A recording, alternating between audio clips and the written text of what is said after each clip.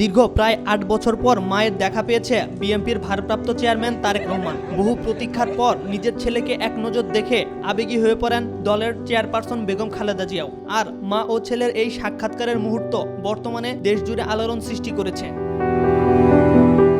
এই আবেগী দৃশ্য দেখে স্ট্যাটাস দিয়েছেন জনপ্রিয় ইসলামী আলোচক মাওলানা মিজানুর রহমান আজহারীও। তার এই স্ট্যাটাস ভাইরাল হয়েছে এরই মধ্যে।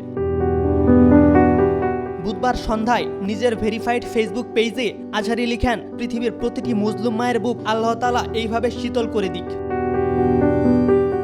শুধু তাই নয়, তিনি যোগ করেছেন, এটি হৃদয় প্রশান্তকারী এক আবেগঘন দৃশ্য।